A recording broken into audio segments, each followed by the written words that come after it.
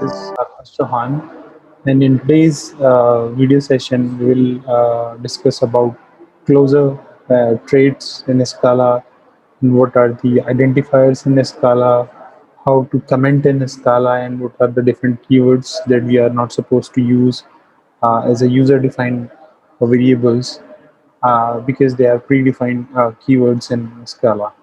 So in today's session, we will cover all these topics, and also this would be the last, what to say, the video session for this part. Okay, and we will continue with the next unit or the next part from the next lecture, next video session. So without any further ado, let's start. Let's first discuss what is closure in Scala. Closure would be similar to function with few changes. Okay, in function we are not supposed to use free variables, but in closures we can use free variables. And what are those free variables? Let's read it out one by one.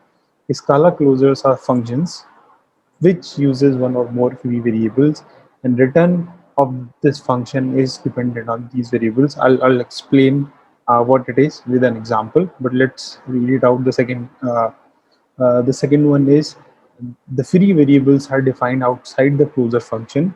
Okay, free variables means they would be defined outside the function, the closure function, and is not included as a parameter of this function. So I'll explain what it means. For that, I have created a Scala Scala program. I'll show you. Here what I have done is, there is a variable called a. This is a variable, okay, and as it is where you are not supposed to reassign the value of a once again. Okay, if you want to reassign, you should have used uh, well, okay, as we have used for sum. So sum is a function, it is a closure function. But why it is a closure function? Because it is accepting a integer b. Okay, this is as a parameter, and it is using directly inside the function, so it would return b plus a. The sum, okay, it is accepting b and it is adding b with some variable a, which is defined outside the closure function. So this is called the free variable. That is what I have written. Defined outside the closure can also be used. So if you define something outside the closure function, or a function can be used, but it is not called function, it is called closure in Scala. Output of this is dependent on b plus a. But as you can see, a would always be 4. It is defined outside the closure function, but a would always be constant. So it means the return value of output is dependent on the parameter you have. So it means the outside variable which is defined outside the closure is constant, and your output will be dependent on the parameter you are passing. So once we have free variable, this is not called a function, this is called a closure. So if I run this code, I'll Scala C. Now the name of code is file is Scala closure.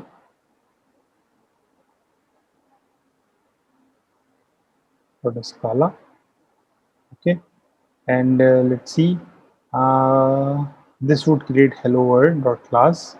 Okay, so you will run this. Okay, so it is printing 5 6 7, and why it is printing? Because it is adding up 4 with each one of these input parameter as b. Okay, so closure is nothing but with a small difference, which is called having free variables. Okay, I've mentioned this code over here as well. Let's come to the second topic, which is traits in Scala. Okay, so traits are similar to the interface we used to use in Java. If you remember, in interface in Java, we only declare the function. Okay, we don't define the functions inside the or the methods. We usually don't say functions. Okay, so if you are using an interface in Java, you would not declare any method, you would not define any method, you only declare. You are supposed to declare methods with input parameter and the return type. But in traits, what you can do, if you're using trait, you have to use like this. like interface, and then you use the name of the trait. In trait, what you can do, you can not only declare, but you can also define. It is a mix of declare and define. So you, some of the methods you can declare and some of the methods you can define as well. But whichever class would extend the trade would also provide the definition of undefined methods in the trade. For example, we have a function called print, okay, and this class A4 is actually extending printable. It means it would provide the definition of print method, okay. So if I simply, this is the main method and it is creating object, okay, of A4 class, and it is calling print.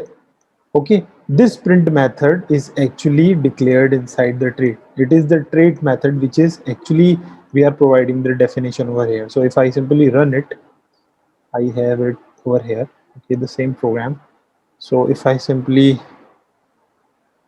uh, Scala C, the name of the file is Scala trait. Okay, and let's see, uh, the class file would be created of what? A4. A4 would be the class, I think. No, not A4. Because it is creating object, it would create an object.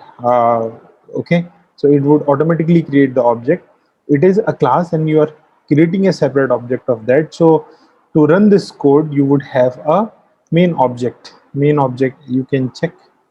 Okay, this is the warning. So there has to be some main, yeah, this main object class we have to run. I hope this is clear because you are creating the object here of that class. But to run this class, because this is a singleton object and it is referring to the main method of the entire file, okay, so it would start executing the code from the main object. So to run this, you simply Scala main object, and it is printing hello. It is over hello. Okay, so this is about the trait. Okay, trait, I hope it is clear. It is similar to interface in Java, but little difference of what it can be made of abstract and non-abstract method both. Okay, let's come to the identifier. Okay, we have done with the trait. Scala identifier is nothing but if there is a reference to something, to identify something, it is called the identifier for that particular variable method or something like that. So if we are using this class aka and there is a variable, integer variable, which has 20 as a value, we have main method, and then we are creating an object over here, as you can see. So what are the identifiers in that? So identifier are used to for the identification purpose. So any identifier can be a class name, method name, or variable name, or object name. It's okay. So like aka is a class name, which is the identifier to identify the class. A is a variable name, main is the object name. Okay, this main over here is the object name, this main is the main method. Okay, argument is also a variable name, which is a parameter type of for the main method. This ob is the object name for this class object. So anything which can be used as a reference, as an identifier for something, it is called the identifier in Scala. Okay, so these are the identifiers. There could be many other identifier as well. Let's come to the when we are talking about identifier, we should also talk about the keywords, because sometimes people confuse between the identifier and the keyword in any language. So let's come to the keyword. What are the keywords? So keywords are the reserved words are used in a language, any language, that are used for some internal purpose, process and purpose, okay, or to represent some predefined actions. Okay, for example, object we cannot use because it is already predefined by the Scala.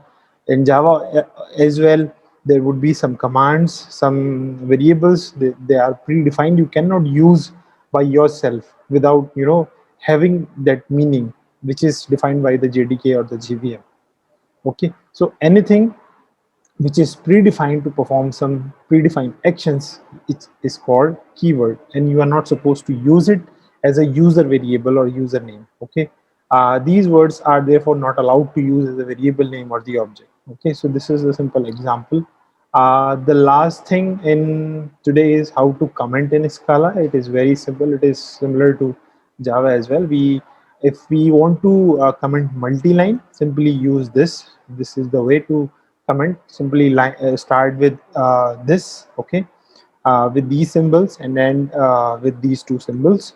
If you want to comment just one line, use these as a symbol, and it would serve the purpose. So this is about how to comment in Scala. So today we are done with everything we wanted to discuss.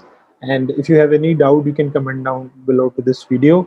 And from next video session, we will start with the next unit or the next part of this course. Okay, so thank you so much, guys, and have a good day.